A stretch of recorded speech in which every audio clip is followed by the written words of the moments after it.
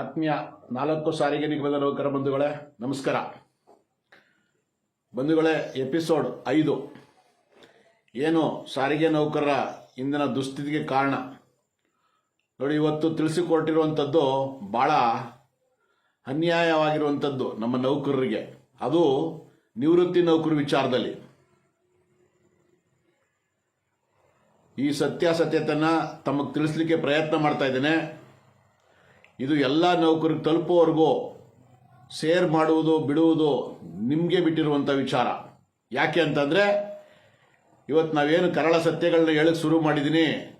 ಇವತ್ತು ಅವರ ಮುಖಂಡರುಗಳು ಹಲವಾರು ರೀತಿಯಲ್ಲಿ ನನ್ನ ಮೇಲೆ ಇಲ್ಲ ಸಲ್ಲದ ಆರೋಪಗಳು ಮಾಡ್ತಾರೆ. ಖಂಡಿತ ನನಗೇನು ತೊಂದರೆ ಇಲ್ಲ, ಮಾಡಲಿ. ಯಾಕೆಂದರೆ ನಾನು ಆ ರೀತಿ ಯಾವುದೇ ರೀತಿ ಆದ್ರೂ ಅವ್ರು ಹೇಳಿದ್ರು ನಾನು ಅದನ್ನು ಮಾಡಿದರೆ ನನಗೆ ಅನ್ವಯಿಸ್ತದೆ, ಇಲ್ಲಾಂದರೆ ಯಾಕೆ ನನಗೆ ಅನ್ವಯಿಸ್ತದೆ? ಅದರಿಂದ ನಾನು ಇವತ್ತು ತಿಳಿಸ್ತಾ ಇರುವಂಥ ವಿಚಾರ ಭಾಳ ಮೋಸ ಆಗಿದೆ.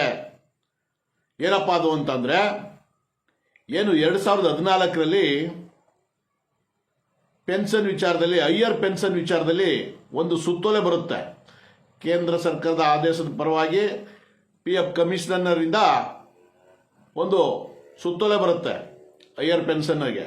ಏನಪ್ಪ ಅಂದರೆ, ನೌಕರರ ಒಪ್ಪಿಗೆ ಪಡೆದು 8.33 ನಮ್ಮ PFಗೆ ಹಣ ಕಳಿಸಿದ್ರೆ ಉತ್ತಮ ಪೆನ್ಷನ್ ಕೊಡ್ತೀವಿ ಅನ್ನುವಂಥ ವಿಚಾರ.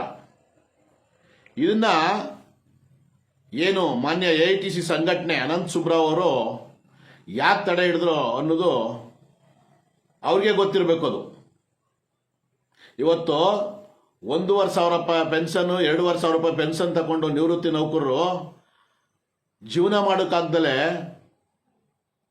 ವ್ಯಥೆ ಪಡ್ತಾ ಇದ್ದಾರೆ. ಇವತ್ತು ಸಾರಿಗೆ ಸಂಸ್ಥೆಯಲ್ಲಿ ದುಡಿದು ಸಾಕಾಗಿ ನಿವೃತ್ತಿ ಜೀವನನ ಸೊಗಸಾಗಿ ಸಾಗಿಸ್ಬೇಕಾಗಿದೆ. ಬೇರೆ ಇಲಾಖೆಗಳಲ್ಲೆಲ್ಲ ಮಾಡ್ತಾ ಇದ್ದಾರೆ, ಆದರೆ ನಮ್ಮ ಸಂಸ್ಥೆನಲ್ಲಿ ತುಂಬಾ ಕಷ್ಟಕರ ಜೀವನ ಮಾಡಬೇಕಾಗಿದೆ. ಅಂಥವ್ರು ಒಂದು ಆಸ್ಪತ್ರೆಗೆ ಹೋದ್ರೆ ಡಾಕ್ಟರ್ ಫೀಸ್ ಇರ್ಬೋದು, ಮತ್ತೆ ಔಷಧಿಗಳಿರ್ಬೋದು, ಹಣ್ಣು ಒಂದು ಅರ್ಧ kg ಹಣ್ಣು ತಗೊಂಡ್ರೆ ಈ ಪೆನ್ಷನ್ ಹಣ ಮುಗಿದೋಯ್ತದೆ. ಆದರೆ ಆ ಸ್ಕೀಮ್ ಏನಾದರೂ ಜಾರಿಯಾಗಿದ್ದಿದ್ರೆ ಕನಿಷ್ಠ ಅಂದ್ರೂ 25,000 30,000 ರೂಪಾಯಿ ಪೆನ್ಷನ್ ಬರೋದು ಸಾರಿಗೆ ನೌಕರಿಗೆ. ಇವತ್ತು ಏನು 11,000 ಚಿಲ್ಲರೆ ನೌಕರರು ಏನು ನಿವೃತ್ತಿ ಆಗಿದ್ದಾರೆ, ಆ ನೌಕರಿಗೆ ಉತ್ತಮವಾದಂಥ ಪೆನ್ಷನ್ ಸಿಗೋದು. ಯಾಕೆ ಸ್ವಾಮಿ ಅನಂತ್ ಸುಬ್ರಾವ್ ಅವರೇ, ನಿಮಗೆ 1992ರಲ್ಲಿ ಇವತ್ತೇನು ನಿವೃತ್ತಿ ಆಗಿದ್ದಾರೆ ನೌಕರುಗಳು, ಅವರು ನಿಮಗೆ ಮತ ಹಾಕಿ ನಿಮ್ಮ ಮಾನ್ಯತೆ ಪಡಿಸೋಕ್ಕೆ ಚುನಾವಣೆಯಲ್ಲಿ ಮತ ಹಾಕಿ ಗೆಲ್ಸಿರ್ಲಿಲ್ವ ನಿಮಗೆ?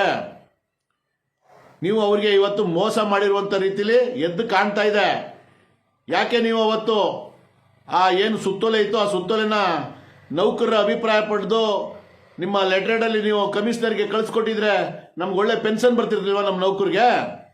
ನೀವು ಯಾಕೆ ಮುಚ್ಚಾಕಿದ್ರಿ ಅಂದರೆ, ಏನಿವತ್ತು PF ಟ್ರಸ್ಟಿಗಳಿದ್ದಾರೆ ನೋಡಿ, ಯೂನಿಯನ್ನಿಂದ 5 ಜನ ಟ್ರಸ್ಟಿಗಳಿರ್ತಾರೆ, ಸಂಸ್ಥೆ ಕಡೆಯಿಂದ 6 ಜನ ಇರ್ತಾರೆ, ಒಟ್ಟು 11 ಜನ ಟ್ರಸ್ಟಿಗಳಿರ್ತಾರೆ. ಇವರ ಒಳ ಒಪ್ಪಂದಗಳು ಟ್ರಸ್ಟಿಗಳು ಏನಕ್ಕಿರೋದು? ಅವ್ರಿಗೆ ಪ್ರತಿ ದಿನ ಓವಡಿಗಳು ಏನು ಕೊಡೋದು? PF ಹಣನ ಸುಗಮವಾಗಿ ಇಟ್ಕೊಳ್ಳಿಕ್ಕೆ, ಕಾಪಾಡಲಿಕ್ಕೆ, ನೌಕರಿಗೆ ತಲುಪಿಸ್ಲಿಕ್ಕೆ.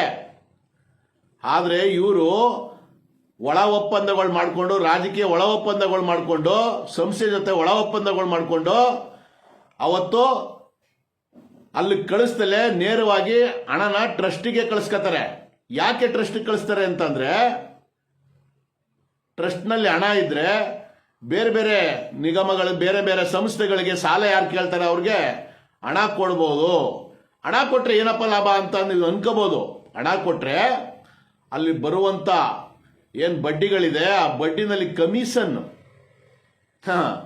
ನಿಮ್ಮ 11 ಜನ ವಿಚಾರಕ್ಕೆ ಇವತ್ತು ಸಾವಿರಾರು ಜನ ನೌಕರಿಗೆ ಅನ್ಯಾಯ ಮಾಡಿದ್ರಲ್ಲ. ಮಾನ್ಯ ಅನಂತ್ ಸುಬ್ರಾವ್ ಅವರೇ, ನಾನು ಹೇಳ್ತಾ ಇದ್ದೀನಿ, ನೀವಂತಲ್ಲ ಯಾರೇ ಆಗಲಿ, ಇವತ್ತು ಹಲವಾರು ಸಾರಿಗೆ ಸಚಿವರುಗಳಿರ್ಬೋದು, ಕೆಲವೊಂದು ಅಧಿಕಾರಿಗಳಿರ್ಬೋದು, ನೌಕರಿಗೆ ಮೋಸ ಮಾಡಿದವ್ರು ಯಾರೂ ಉದ್ಧಾರ ಆಗಿಲ್ಲ. ನೌಕರ ಸಾಪ ತಡ್ತಾ ಬಿಡಲ್ಲ. ಹೇಳಿ, ನಿಮ್ಮ ಆತ್ಮಸಾಕ್ಷಿಯಾಗಿ ಹೇಳಿ, ಅವತ್ತು 2014ರಲ್ಲಿ ನೀವು ಸರ್ಕ್ಯುಲರ್ನ ಯಾಕೆ ನೀವು ಬದಿಗೊತ್ತೀರಿ? ದಯಮಾಡಿ ಇದು ಸರಿಯಲ್ಲ ಅನ್ನುವಂಥದ್ದು ನಾನು ಹೇಳ್ತಾ ಇದ್ದೀನಿ. ಇಂಥ ಮೋಸ ಮಾಡಿರೋದು ಸರಿಯಲ್ಲ. ಇದು ಒಂದಲ್ಲ ಎರಡಲ್ಲ, ಹಲವಾರು ಮೋಸಗಳು ಮಾಡಿದಿರಿ. ನೌಕರ ಸಾಪ ತಡ್ತಾ ಬಿಡಲ್ಲ. ಜೊತೆಗೆ ಈ ವಿಚಾರದಲ್ಲಿ ನಾನು ಸತ್ಯತೆ ತಿಳಿಬೇಕು ಅಂತಂದ್ರೆ ನೀವು 10 ರೂಪಾಯಿ ಪೋಸ್ಟ್ ಕಾರ್ಡ್ ಹಾಕಿ ಮಾಹಿತಿ ಆ್ಯಕ್ನಲ್ಲಿ ನೀವು ಮಾಹಿತಿ ಪಡಿಬೋದು ಬಂಧುಗಳೇ. ಜೊತೆಗೆ ನಿನ್ನೆ ನಿಗಮ ಟಿವಿನಲ್ಲಿ ಮಾನ್ಯ ಅನಂತ್ ಸುಬ್ರಾವ್ ಅವರು ಚುನಾವಣೆ ವಿಚಾರದಲ್ಲಿ ಮಾತಾಡ್ತಾರೆ. ನಾನು 2-3 ದಿನ ಹಿಂದೆ ಹೇಳಿದಾಗ, ಲಾಸ್ಟ್ ವೀಕ್ ಹೇಳಿದಾಗ ಕೆಲವು ಅವ್ರ ಮುಖಂಡರುಗಳು ನಮ್ಮ ಮೇಲೆ ಮುಗಿಬಿದ್ರು. ನಿಮ್ಮ ಹತ್ರ ಯಾವ್ದು ಆದೇಶ ಕಾಪಿ ಇದೆಯಾ, ಸುಪ್ರೀಂ ಕೋರ್ಟ್ ಆದೇಶ ಕಾಪಿ ಇದೆಯಾ, ಹಾಗೆ ಹೀಗೆ ಅಂತೇಳಿ. ನೋಡಿ, ಈಗ ಅವ್ರ ಬಾಯಿಲೆ ಬತ್ತು. ಹೇಗೆ ಬತ್ತು? ಇಷ್ಟು ದಿನ ಯಾಕೆ ಮುಚ್ಚಿದ್ರು ಅದನ್ನ? ಇವ್ರು ಹೇಳ್ತಾರೆ 33% 3 ಯೂನಿಯನ್ಗಳಿಗೆ ಮಾನ್ಯತೆ ಕೊಡುವಲಿಕ್ಕೆ ಎಷ್ಟು ಸಾಧ್ಯ? ಒಬ್ರು ಕಾಲು ಎಳಿತಾರೆ, ಒಬ್ರು ಕೈ ಎಳಿತಾರೆ, ಒಬ್ರು ತಲೆ ಎಳಿತಾರೆ ಅಂತ ಹೇಳ್ತಾರಲ್ಲ. ಅಲ್ಲ, ನೌಕರು ಡಿಸೈಡ್ ಮಾಡೋದು 3 ಯೂನಿಯನ್ ಬರ್ತಾವ, 1 ಯೂನಿಯನ್ ಬರುತ್ತಾ, 2 ಯೂನಿಯನ್ ಬರುತ್ತಾ ಅಂತೇಳಿ. ನೀವೇ ಯಾಕೆ ಡಿಸೈಡ್ ಮಾಡ್ತೀರಿ? ನೀವು ಆ ರೀತಿ ಆಗೋದಾದ್ರೆ ಸುಪ್ರೀಂ ಕೋರ್ಟಲ್ಲಿ ಅದೇ ಇದರಲ್ಲಿ ಇನ್ನೊಂದು ವಿಚಾರ ಹೇಳಿದ್ರು. ಏನಂದ್ರೆ 33% ನೀವು ಒಪ್ಪಿಲ್ಲ ಅಂತಂದ್ರೆ ಮತ್ತೆ ನೀವು ನಮ್ಮ ಹತ್ರ ಬರ್ಬೋದು ಅಂತೇಳಿ. ನೀವು ಯಾಕೆ ಹೋಗ್ಲಿಲ್ಲ? ಹೋಗ್ಬೇಕಾಗಿತ್ತು. 51%, 52% ಯಾರು ಬರ್ತಾರೆ ಅವ್ರಿಗೆ ಕೊಡಿ ಅಂತ ಕೇಳ್ಬೋದಾಗಿತ್ತು. ಬೇಡಪ್ಪ.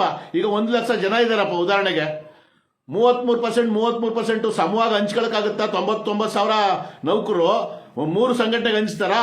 ಒಟ್ಟು ಹಾಕ್ತಾರಾ? ಇವತ್ತು ಒಂದೇ ಬರ್ಬೋದು, ಇಲ್ಲ 2 ಬರ್ಬೋದು, 3 ಬರೋಕ್ಕೆ ಸಾಧ್ಯ ಇಲ್ಲ. ನೀವು ಜನರಿಗೆ ಒಂದು ರೀತಿಲಿ ಏನು ಡಿಸ್ಟರ್ಬೆನ್ಸ್ ಆಗೋ ರೀತಿ ಮಾತಾಡ್ತಾ ಇದ್ದೀರಾ, ಅಂದ್ರೆ ಗೊಂದಲ ಆಗೋ ರೀತಿ ಮಾತಾಡ್ತಾ ಇದ್ದೀರಾ. ಇದು ಸರಿಯಲ್ಲ.